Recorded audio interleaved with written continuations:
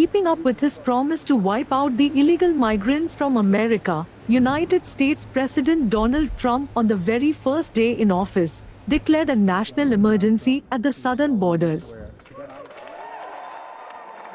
Trump declared the national emergency at the southern border, significantly loosening restrictions on ICE operations. Federal agents have been authorized to conduct raids in previously restricted locations such as courthouses and churches. Sanctuary cities like Boston, Denver, and Atlanta saw large-scale operations on Trump's first full day in office, resulting in the arrests of 308 migrants from over a dozen countries.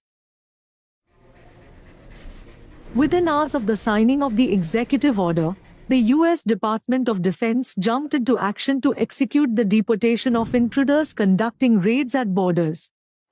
Additionally, 1,500 active duty troops, including 500 Marines, have been deployed to the US-Mexico border following Trump's executive order. These troops are tasked with assisting the Border Patrol, constructing barriers, and flying helicopters for surveillance.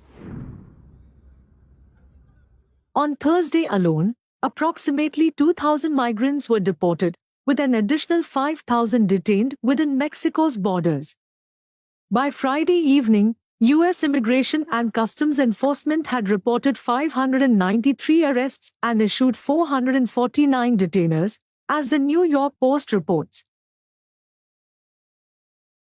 Photos released by the U.S. Department of Defense reveal military aircraft conducting deportation flights to Guatemala early Friday. Each flight carried around 80 migrants as part of the Pentagon's response to President Trump's recent national emergency declaration.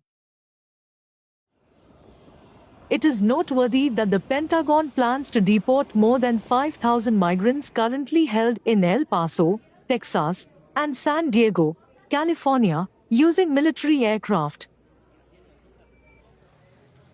However, the deportation of the migrants was not welcomed by Mexico as it offered resistance to the touchdown of the military flight, marking an obstacle in Trump's intensified immigration enforcement measures, the New York Post reported.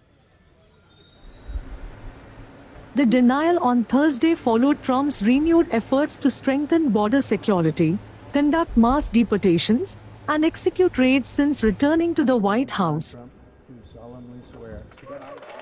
This incident occurred amid heightened tensions between President Trump and Mexican President Claudia Sheinbaum. While military planes have been used for international relocations in the past, this is the first known instance in recent memory where they were used to deport migrants, according to a U.S. senior official.